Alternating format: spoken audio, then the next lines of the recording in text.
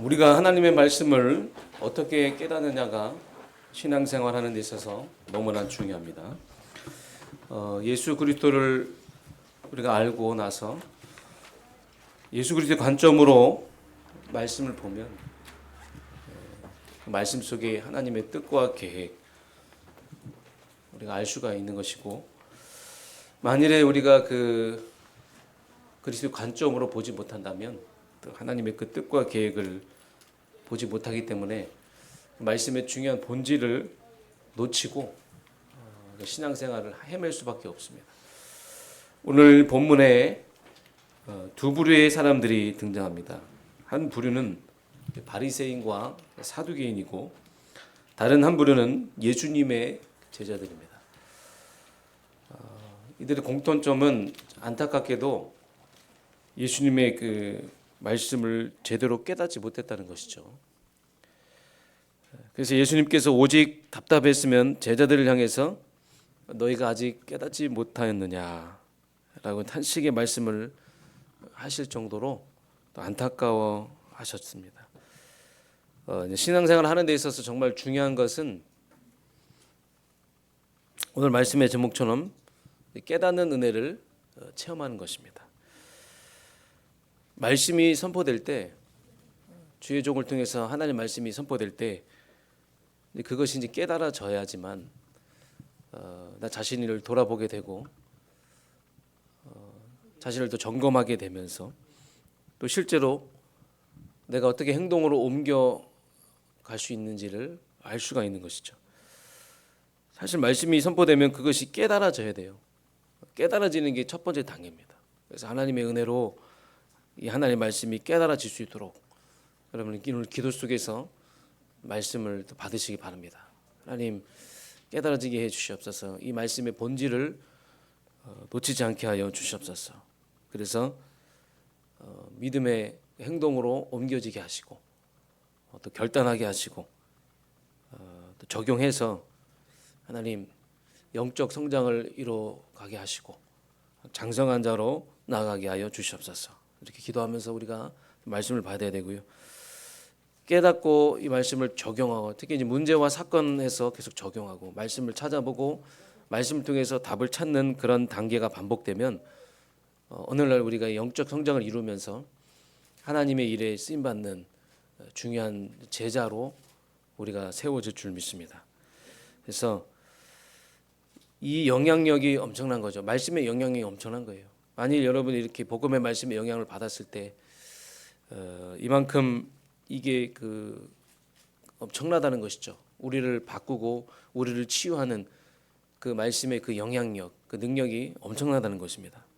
그래서 모든 성도 여러분, 오늘 이 말씀이 정말로 깨달아져서 여러분 삶 속에서 하나님 말씀이 더 적용되어져서, 그래서 정말 은혜가 충만한 그런 삶을 살아가시길 주님 이름으로 축복합니다.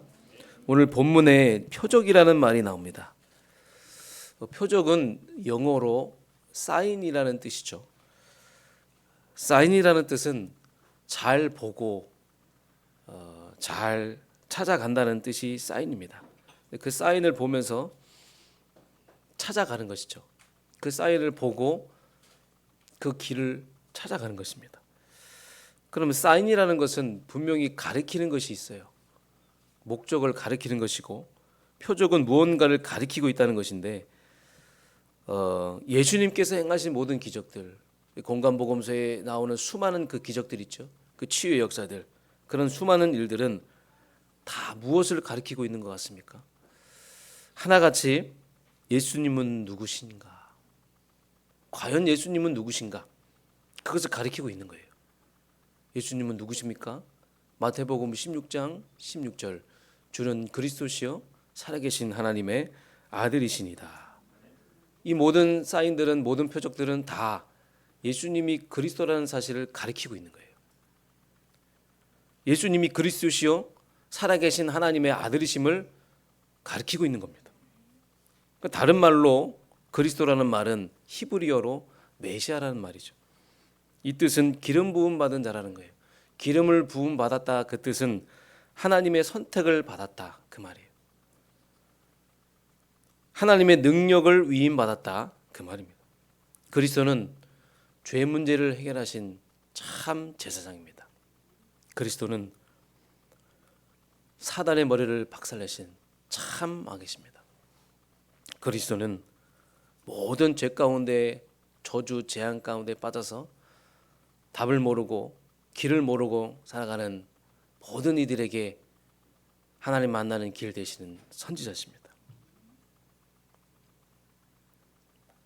그 그리스도가 나의 그리스도고, 이제 우리는 성경을 볼 때, 말씀을 볼 때 이 그리스도의 관점으로 모든 것을 해석하고 모든 것을 바라봐야 될 줄 믿습니다. 그래서 성경은 이 그리스도에 대해서 미스테리로, 신비로 계시하고 있는데, 신비라는 것은 뭐예요? 미스테리라는 말은 뭐예요? 감추어진 그 신비라는 거예요. 그래서 서서히 나타나고 있다. 서서히 감추어진 비밀들이 서서히 나타나서 깨닫게 하신다. 그걸 계시라고 하는데, 그래서 여러분이 성경을 볼 때는, 성경 66권을 볼 때는 이 그리스도의 그 관점으로, 그리스도의 그 중심으로 성경을 봐야 된다. 정말 이 중요한 그 깨달음, 이 중요한 비밀이 오늘 하나님의 은혜로 여러분 안에 깨달아지길 주님 여러분 축복합니다. 그렇다면 이걸 우리가 생각하고 이걸 우리 가슴에 품고 우리가 본론으로 들어가도록 하겠습니다. 첫 번째, 바리새인과 이 사두개인들이 지금 예수님을 찾아왔습니다. 16절 1절에 보니까 바리새인과 사두개인들이 와서 예수를 시험하여 하늘로부터 오는 표적 보이기를 청하니, 예수님이 지금 이제 마가단 지역이라는 지역에 도착하셔서, 이 지역은 갈릴리에 붙어 있는 그런 작은 도시인데 여기에 그 바리새인과 사두개인이 찾아오는 거예요. 사실 이 바리새인과 사두개인은 평상시 원수 같은 관계거든요. 한쪽은 전통을 강조하고 있고, 한쪽은 초월적인 세계를 거부하는, 한쪽은 좀 보수적이라면 한쪽은 좀 진보적인 그런 성향을 가지고 있는 이 두 계파가 이상하게 공공의 적이 생긴 거예요. 예수님이 공공의 적이라는 거죠. 지금 예수님이 나타나서 막 기적을 일으키니까 자기들의 입지가 줄어드는 것 같고 위태로우는 것 같으니까 이들이 하나가 돼서 꼭 선한 일을 하려고 하고 옳은 일을 하려고 하면 이렇게 방해하는 세력들이 하나가 돼서 이렇게 방해를 하거든요. 지금이나 예전이나 다 똑같아요. 이들이 이제 무엇을 요구하느냐? 이들이 하나가 돼서 이들이 함께 예수님께 나와서 하늘로부터 오는 표적을 보이라고 지금 예수님께 도전을 하는 거예요. 하늘로부터 오는 표적을 보여달라. 표적을 보여달라. 이 말씀에 담겨져 있는 의미는 뭐냐? 예수님이 하나님의 아들이시고 메시아시고 그리스도라는 사실을 믿지 못하겠다는 말이에요. 나는 절대로 못 믿겠다. 예수님이 메시아라는 사실을 못 믿겠다. 예수님이 그리스도라는 사실을 나는 절대로 못 믿겠다. 이미 예수가 일으킨 그런 기적들은 바알세불의 힘을 빌려서 행한 것이라고 막 비난하기도 하고 믿지를 않는 것이죠. 또 이 사두개인 이파들은 어떤 영적인 세계, 초월적인 세계, 영적인 존재에 대해서 믿지 않은 거예요. 그러니까 예수님이 어떤 표적을 보여줄 수 없다고, 그 어떤 표적도 보여줄 수 없다고 막 지금 공격을 하고 방해를 하는 그런 장면입니다. 이때 예수님께서 악에 찬 이들에게 이렇게 말씀하십니다. 예수께서 대답하여 이르시되 너희가 저녁에 하늘이 붉으면 날이 좋겠다 하고 아침에 하늘이 붉고 흐르면 오늘은 날이 곱겠다 하나니 너희가 날씨는 분별할 줄 알면서 시대의 표적은 불변할 수 없느냐. 이렇게 말씀하셨어요. 이 말의 뜻은 무엇입니까? 너희가 세상적으로는 그렇게 눈이 밝은데, 육신적으로는 그렇게 눈이 밝은데 어떻게 영적인 일에 대해서는 그렇게 무지하냐? 영적인 일에 대해서는 그렇게 무감각하냐? 왜 깨닫지 못하느냐? 왜 이 비밀을 깨닫지 못하느냐? 왜 이 영적인 사실을 깨닫지 못하느냐? 지금 그렇게 지금 말씀하고 있는 거예요. 왜 그러냐면 이들은 다 지금 영적인 눈이 닫혀 있기 때문에 하나님의 말씀이 이루어지는 그 시간표를 못 보고 있는 거예요. 지금. 표적이 뭐라고 했죠? 표적이 가리키는 걸 뭐라고 했죠? 표적은 다 하나같이 예수는 그리스도라는 것을 가리키고 있는 거예요. 그러나 이들은 영적인 눈이 어두워져서 육신의 눈이 너무나 크고 세상 것이 너무나 커 보이니까 중요한 본질을 다 놓치게 됐다. 그래서 오늘 저와 여러분이 이 말씀을 통해서 깨달을 두 가지가 있습니다. 첫 번째, 기적은 봤지만 기적이 가리키는 메시아를 보지 못했다. 이걸 우리는 중요하게 깨달아야 돼요. 기적은요, 예수님이 그리스도라는 사실을 우리에게 보여주는 거예요. 육신의 눈이 열려 있는 이들이 영안이 닫혀 있기 때문에, 그래서 이런 것들을 보면서 예수님이 하신 말씀이 뭐냐? 영적인 맹인이라고 그랬잖아요. 영적인 맹인. 맹인이 맹인을 인도하면 여러분 어떻게 되겠습니까? 구렁텅이에 나중에 빠지게 돼 있어요. 그래서 여러분 진짜 복음 모르는 사람 만나면 큰일 납니다. 여러분 진짜 복음 가진 전도자 만난 거 최고로 감사하게 생각하셔야 될 줄 믿습니다. 복음 가진 목회자, 복음 가진 전도자 만난 거 여러분 그것보다 더 귀한 것은 없어요. 강단에서 무슨 메시지를 해야 되겠습니까? 이 강단에서 어떤 메시지를 해야 되겠습니까? 착하게 자라라, 선하게 자라라, 서로 잘해 줍시다. 잘못했으니까 와서 회개하세요. 회개하세요. 똑바로 삽시다. 노력해도 여러분 절대로 안 됩니다. 인간의 힘으로는 절대로 안 돼요. 그리스도의 은혜를 힘입어야 될 줄 믿습니다. 영적인 힘을 얻어야 될 줄 믿습니다. 우리는 죄를 이길 수 있는 힘이 없어요. 우리는 연약한 존재예요. 그래서 그렇게 우리가 복음 해도 문제 앞에서 사건 앞에서 흔들리는 우리가 오늘 우리 하나님 앞에 나왔어요. 그래서 여러분 우리가 죄인임을 깨닫고 하나님 다 하나님께 두 손 다 들고 하나님 나는 안 됩니다. 나는 할 수가 없습니다. 나는 죄인입니다. 하나님 나에게 은혜 주세요. 하나님 나에게 영적인 힘을 주세요. 죄를 이길 수 있는 영적인 힘을 주세요. 세상을 이길 수 있는 그리스도의 은혜와 영적 힘을 나에게 더입혀 주세요. 날마다 우리는 그리스도를 붙잡아야 될 줄 믿습니다. 오늘도 그리스도 붙잡아야 되고 내일도 그리스도 붙잡아야 되고 우리는 날마다 그리스도 붙잡아야 돼요. 그런데 그런 여러분에게 제가 오늘 여러분에게 착하게 살아라, 선하게 살아라, 회개하세요, 눈물 흘리세요 한다고 하면 여러분 그 말씀이 여러분에게 힘이 됩니까? 그 말씀이 여러분에게 답이 됩니까? 그 말씀이 여러분에게 위로가 됩니까? 아닙니다. 우리는 계속 그리스도의 은혜를 힘입어야지 바뀔 줄 믿습니다. 그리스도의 은혜를 힘입어야지 우리는 계속 변화가 되는 거예요. 여러분 계속 은혜 입으시길 바랍니다. 계속 은혜의 자리를 놓치지 마세요. 더러운 물을 깨끗하게 하는 방법은 불순물을 아무리 꺼내도요 깨끗해지지가 않아요. 거기다 깨끗한 물을 부어야지만 비로소 그 물은 깨끗해지는 거예요. 죄인인 인간이 아무리 노력해도 열심히 한다고 해서 해결되는 게 아니에요. 하나님의 그 은혜의 그 생수가 부어줘야 돼요. 오늘 하나님의 그 은혜의 그 깨끗한 생수가 여러분에게 부어지길 원합니다. 충만해지길 원합니다. 그래야지 여러분이 변화가 되는 겁니다. 이렇게 이들은 자기들의 그 죄를 숨긴 채 예수님을 시험하려고 막 예수님을 무너뜨리려고 하고 있는데, 또 여기서 우리가 한 가지 중요한 것은 분명히 깨달아야 될 것은 이런 바리새인과 사두개인들의 모습을 보면서 우리 자신을 더 돌아봐야 되겠죠. 이들에게 그 각인된 오래된 그 체질과 이 사상이 얼마나 무서운지를 우리는 확인하게 되는 거예요.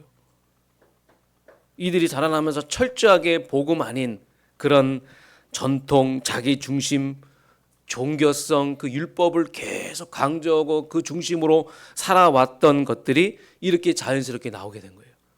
어느 날 갑자기 튀어나온 게 아니에요. 오래된 그런 각인 뿌리 체질들이 이렇게 계속 자연스럽게 나오게 되는 것인데, 우리도 복음 깨달았다고 하지만, 저뿐만 아니라 우리도 복음 안다고는 하지만 문제와 사건을 만나면 내가 언제 복음을 받았냐 하면서 계속 우리 옛 체질로 돌아가는 우리의 모습을 볼 수가 있는 것이죠.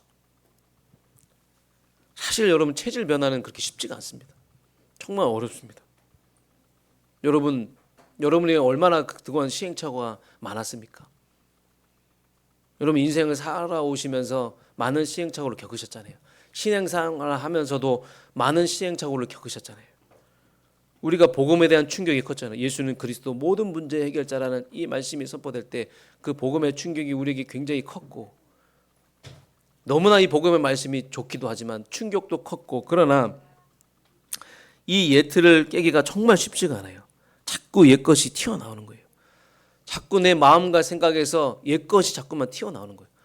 내 마음은 안 그러는데 내 입에서 자꾸만 불신앙이 나오고, 내 입에서 자꾸만 하나님이 아닌, 하나님과 상관없는 그런 말들이 계속 나오는데, 그래서 우리는 날마다 매시 매사 매일 24시 그리스도로 충만해야 될 줄 믿습니다. 계속 24시 그리스도와 함께하는 그 비밀을 누리면서 내가 갱신할 부분들이 나오면 빨리 체크를 해서 하나하나씩 우리는 바꿔 나가야 될 줄 믿습니다. 나중이라는 말은 속는 거예요. 목사님 나중에요. 그거는 속는 겁니다. 말씀이 선포될 때 그때 여러분 24시 그리스도 말씀 계속 누리고, 오직 그리스도 하나님의 나라 성령 충만으로 각인뿌리 체질화가 되어야지만 우리는 그때 비로소 바뀌게 되는 것이고, 우리 인생의 방향이 어디로 가게 되냐, 하나님과 방향을 맞추는, 하나님 나라를 확장하는 그 인생으로 가게 될 줄 믿습니다. 그러나 그 길은 성령이 우리와 함께 하시는 그 길이죠. 오직 성령이 너희에게 임하시면 너희가 권능을 받는다고 했어요. 그리스도의 그 권능을 힘입어 우리는 응답의 자리로 가게 되는 줄 믿습니다. 그래서 여러분 말씀의 그 언약적인 소통이 굉장히 중요하다는 사실을 여러분이 깨닫고, 두 번째, 이때 예수님이 이들에게 뭐라고 말씀하십니까? 4절의 말씀을 보겠습니다. 악하고 음란한 세대가 표적을 구하나 요나의 표적밖에는 보여줄 표적이 없느니라 하시고 그들을 떠나가시니라. 떠나가신다는 말이 굉장히 무서운 말이잖아요. 그들을 떠나가셨다. 성경에서 말하는 악한 마음은 불순종의 마음을 말하는 겁니다. 여기서 말하는 음란은 하나님보다 더 세상을 사랑하는 마음을 말하는 거예요. 하나님보다 더 귀한 거, 그 우상을 숭배하는 것을 음란이라고 말하는데, 예수님을 주로 믿지 않고 예수님을 온전히 믿지 않는 그런 상태를 말하는 겁니다. 하늘로부터 오는 표적을 요청하던 바리새인과 사두개인들을 향해 예수님께서 보여주실 표적은 어떤 표적이라고 말씀하셨어요? 요나의 표적밖에 없다고 말씀하셨어요. 마태복음 12장 40절에 보면 요나의 표적이 나오는데, 여러분 요나가 물고기 뱃속에 들어가게 되잖아요. 죽을 수밖에 없었는데 밤낮 사흘 동안 큰 물고기 뱃속에 있었던 것 같이 인자도 밤낮 사흘 동안 큰 물고기 뱃속에 있었던 것 같다. 이 말은 결국은 요나의 표적이 십자가의 그 부활과 그 십자가에서 죽으시고 부활을 표적하는 것이에요.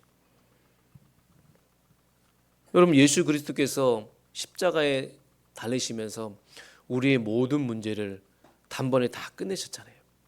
창세기 3장 그 근원적인 그 영적인 그 문제를 완전히 다 해결하시고 우리에게 참된 평안함과 참된 기쁨을 주셨습니다. 이 요나의 표적을 우리가 바로 알아야 될 것은 뭐냐? 죄 문제 하나님께서 다 해결해 주시고 우리에게 참된 기쁨과 평안을 주셨고, 더 나아가서 사단의 권세를 깨뜨리시는 참 자유를 우리에게 주셨는데, 왜 너희들은 이 참 기쁨과 참 평안과 참 자유, 이런 영적인 축복은 다 놓치고 왜 자꾸만 표적을 달라고 하느냐, 왜 자꾸만 기적을 달라고 하느냐, 그 말인 거예요. 여러분 우리 인생 가운데 최고의 표적이 뭡니까? 예수님께서 우리를 위해서 죽으시고 부활하시고 지금 성령으로 우리와 함께 하시는 거 아닙니까? 이 구원의 그 감사와 감격으로 인해서 우리에게 참된 기쁨과 참 평안함과 참 자유를 얻었는데, 이것보다 더 큰 표적이 어디 있습니까? 더 이상 어떤 표적이 필요합니까? 그러니까 이 바리새인과 사두개인들은 이 중요한 영적인 축복을 다 놓쳤다. 그러니까 자꾸만 영적으로 헛발질하고 헤매는 그런 인생을 살아가게 된 거예요. 자, 그러면서 이제 우리는 이 언약을 좀 깊게 들어가야 될 줄 믿습니다. 5절부터 7절까지 제자들이 건너편으로 갈새 떡 가져가기를 잊었더니 예수께서 이르시되 삼가 바리새인과 사두개인들의 노력을 주의하라 하시니 제자들이 서로 논의하 이르되 우리가 떡을 가져오지 아니하였도다 하거늘. 이 말씀은 뭐냐? 예수님이 지금 배를 타고 이제 건너편에 가셨어요. 이제 제자들에게 12제자들이 있죠. 예수님이 12제자들에게 지금 주의하라고 경고하는 거예요. 사두개인과 바리새인의 그 누룩을 조심해라. 그러면 예수님이 사두개인과 바리새인의 그 누룩을 조심하라고 한 이유가 있을 거 아니겠습니까? 여러분, 누룩은 이들의 가르침과 사상을 의미하는 거예요. 그러니까 사두개인과 바리새인의 가르침, 그 사상을 조심해라, 경계해라, 주의해라, 그 말을 하고 있는 거예요. 지금 이들의 가르침과 사상은 뭐예요? 이들은 비성경적인 가르침을 누룩처럼 계속 영향을 주고 있는 거예요. 이들의 그 비성경적인 가르침은 뭐냐? 복음 모르는, 언제 모르는 다 외식주의, 형식주의, 위선, 그리고 영적인 세계에 대한 그 부인, 영적인 실체에 대한 부인, 천사 없다, 영적인 실체에서 부인하는 그들의 가르침과 사상을 조심해라. 그들의 그 사상에 영향을 받지 말라, 그 말씀을 지금 하고 있는 것인데, 그런데 제자들은 이 예수님의 의도와는 다르게 전혀 엉뚱한 생각에 사로잡혀 있었다는 거예요. 그게 뭐냐? 누룩을 말씀하시는데 떡에 대해서 말씀하시는 줄 알고 서로 떡에 대해서 논쟁하고 있는 거예요 지금. 그러니까 자꾸만 이 책임 전가를 하고 있는 거예요 서로에게. 그러니까 영적인 것을 지금 말씀하고 계시는데 제자들은 계속해서 육신적인 것에 머물러 있다, 그 말이에요. 그러니까 이런 제자들을 보시면서 예수님이 안타까우시면서 하시는 말씀, 믿음이 작은 자들아 어찌 떡이 없음으로 서로 논의하느냐? 너희가 아직도 깨닫지 못하느냐? 떡 5개로 5,000명을 먹이고 주운 것이 몇 바구니며 떡 7개로 4,000명을 먹이고 주운 것이 몇 광주였는지를 기억하지 못하느냐? 어찌 내 말한 것이 떡에 관함이 아닌 줄을 깨닫지 못하느냐? 오직 바리새인과 사두개인들의 노력을 주의하라 하시니. 여러분, 우리가 광야길을 가고 있잖아요. 이 당시도 광야길을 가고 있는데 먹을 것이 없는 그런 상황 속에서 멀리서 많은 사람들이 많은 것들을 가지고 왔죠. 그러나 여러분, 우리가 5병의 기적과 이 7병의 기적 이야기를 알고 있잖아요. 그들이 가지고 온 것으로는요, 이 수많은 사람들을 4,000명이나 되는 사람을 5,000명이나 되는 사람을 다 먹일 수가 없는 거예요. 그런데 예수님은 그들의 필요를 아셨어요. 예수님은 우리의 필요를 채워주시는 분이죠. 예수님은 우리의 필요를 아셨어요. 그래서 너에게 있는 것이 무엇이냐? 예, 저에게는 물고기 2마리가 있고 떡 7개가 있습니다. 그래, 그걸 가지고 와라. 그랬더니 예수님께서 그 작은 것을 받아가지고 떡을 떼어주시는데 그 작은 것을 받아서 떡을 재어주시는데 떡이 계속 나오는 거예요. 계속 나와서 4,000명을 먹이고 7,000명이 먹여도 남을 정도로 그렇게 넘치도록 하셨는데, 이게 여러분 하나님의 수학 아니겠습니까? 그분은 무한한 것을 가지고 계신 분이에요. 그분은 우리의 필요를 아시는 분입니다. 우리가 무엇을 필요로 하는지 다 아시는 분이에요. 인간은 쓰면 다 소진되잖아요. 그럼 하나님은 무한하게 공급하시는 분이에요. 무한하게 공급하시는 분이 우리의 하나님인 줄 믿습니다. 그 여러분이 그 축복과 연결되어 있길 원합니다. 우리는 그 축복과 연결되어 있는 존재예요. 우리는 하나님의 존재예요. 우리는 무엇을 먹을까, 무엇을 마실까 고민할 필요가 없는 존재예요. 우리는 하늘의 그 축복과 연결되어 있는 하나님의 자녀예요. 그 축복 속에서 이제 하나님이 우리에게 넘치도록 축복을 주실 것인데, 남자 수만 4,000명, 여자와 아이 다 합치면 2만 명이 다 배부르고도 남을 고 7광주리가 남았다. 여러분, 우리가 먹고 마시는 이 부분에 대해서 이 육신적인 부분을 우리가 뛰어넘어야 되는데, 그리스도가 우리 인생의 주인이고 능력이 하나님이 우리의 하나님이라면, 우리가 정말 온전하게 믿는다면 우리는 뛰어넘을 수가 있게 되는 것이고, 예수님이 우리의 그 주인이시고 우리의 인생의 모든 문제 해결하시고 우리의 절대 주권을 인정하시고 우리가 절대 주권을 믿고 간다면 걱정 염려가 사라질 수밖에 없는 거예요. 그래서 예수가 그랬다는 사실, 모든 문제가 해결된다는 이 중요한 비밀을 가지고 이제 여러분은 무엇을 먹을까 마실까 염려하지 말고 오직 그리스도 하나님의 나라를 위하여 또 살아가시기 바라겠습니다. 직장 현장 갈 때도 여러분 진짜 물질의 노예가 되는 것이 아니라, 돈의 노예가 되는 것이 아니라, 나는 하나님의 나라를 위해서 간다. 나는 이곳에 선교사로 파송되어 온다. 나는 이곳에 학교에 나는 선교사로 간다. 나는 먹고 마시는 거에 노예가 되지 않겠다. 나는 내 성공을 위해 살아가지 않겠다. 여기에 나는 매이지 않겠다. 나는 육신적인 것에 매이지 않겠다. 나는 오직 하나님의 나라 확장하는 일에 쓰임받는 선교사가 될 것이다. 여러분 직장에 선교사로 가는 거예요. 여러분 학교에 선교사로 가는 겁니다.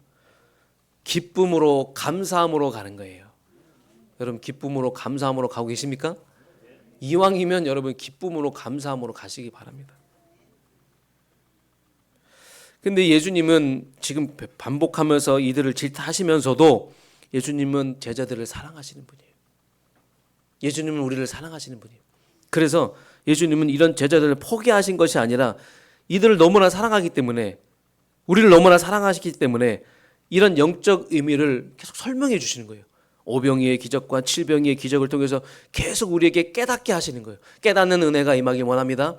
깨닫게 하셔서 우리가 장성한 자가 되어가지고 진짜 세계복음화 하는 중요한 전도자로 하나님이 우리를 세워주시기 위해서 자꾸만 우리에게 이런 말씀을 주시면서 깨닫게 하시는 거예요.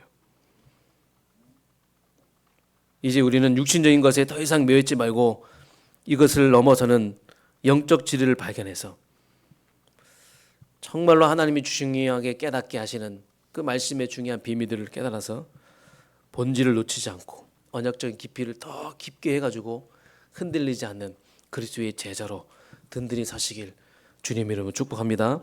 그래서 사도 바울은 에베소서 3장 19절에 이렇게 강조합니다. 그리스도의 그 너비와 길이와 높이가, 그 깊이가 어떠함을 깨달아 하나님의 모든 충만하신 것으로 너에게 충만하게 하시기를 구하노라. 우리가 복음 하면서 다 아는 것처럼 생각할 수 있는데 천만의 말씀입니다. 복음은 그 누구보다도 사실적으로 누렸던 이 바울의 그 고백처럼 이 그리스도는 정말 그 너비와 길이 높이는 정말 심오한 줄 믿습니다.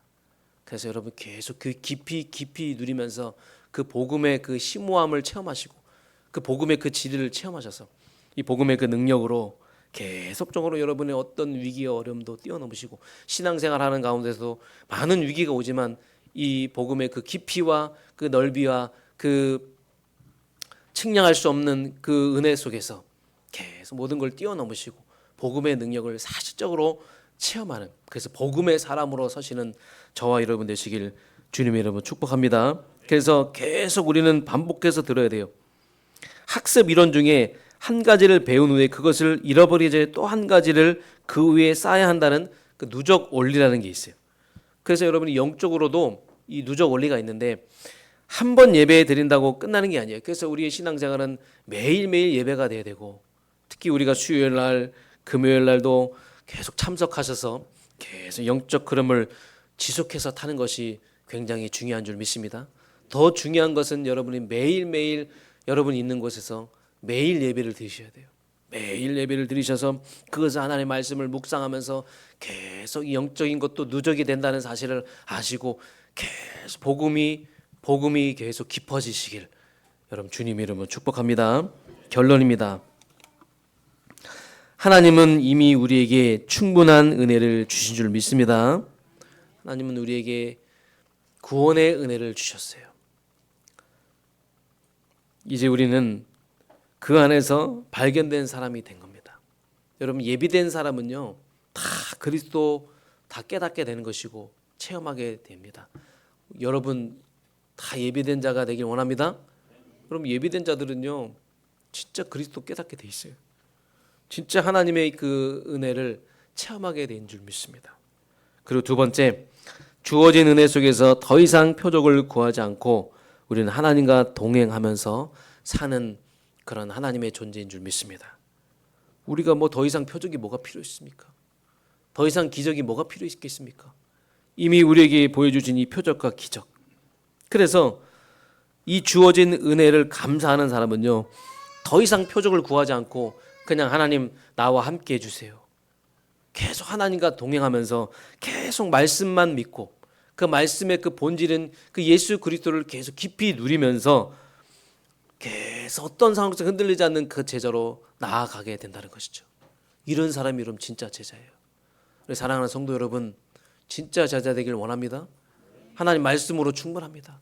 하나님 복음의 말씀으로 충분합니다.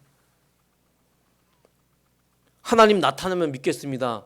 이런 분들은 여러분 하나님 나타나도 안 믿어요. 너희는 본 것으로 믿느냐? 보지 않고 믿는 자가 복되도다. 하나님, 나는 주의 말씀만으로도 예수가 그리스도라는 사실을 믿습니다. 저 여러분들이 그런 진짜 제자 되길 주님 이름 축복합니다. 마지막으로 하나님의 그 은혜가 나에게 충만한 사람은 불신앙과 담을 쌓게 되는 거예요. 여러분, 불신앙은요, 어떤 표적도 만족할 수가 없어요. 더 큰 표적이 와고 더 큰 기적이 와도 그 불신앙은요, 더 이상 만족이 안 돼요. 불신앙은 계속 불신하게 돼 있어요. 그래서 이 불신앙은 하나님을 신뢰하지 못한다는 거죠. 여러분, 우리 인생 가운데 하나님이 여기까지 오게 하셨고 앞으로 여러분 자녀와 가족, 가문 회복시키는 모든 것들, 현장 다 치유하는 모든 것들 하나님의 손에 있는 줄 믿습니다. 하나님께 모든 걸 다 맡기고 하나님은 하실 수 있느니라 말씀 붙잡고 하나님을 신뢰하고 의지하면서 이번 한 주간도 이 말씀이 깨닫는 은혜가 여러분에게 임하길 주님의 이름으로 축복합니다. 하나님 감사드립니다. 저희들에게 예수 그리스도의 이 복음의 이 진리의 말씀을 하나님의 은혜로 깨닫게 하셨습니다. 너무나 감사드립니다. 우리 오래된 각인뿌리 체질, 또 우리 오래된 그런 사상, 또 많은 것들, 육신적인 것들이 있습니다. 하나님, 이제 오늘 하나님의 말씀, 복음의 말씀으로 하나하나 다 끄집어내고 복음의 생명의 생수의 말씀으로 충만하길 원합니다. 하나님, 우리를 치유하여 주시옵소서. 우리를 회복시켜 주시옵소서. 회복의 증인으로 현장에 나아가서 이제 그리스도 하나님의 성령 충만 온전하게 누리는 전도자로 많은 사람들을 살리는 전도자로 나아가게 하여 주시옵소서. 예수 그리스도의 이름으로 감사드리며 기도합나이다. 아멘.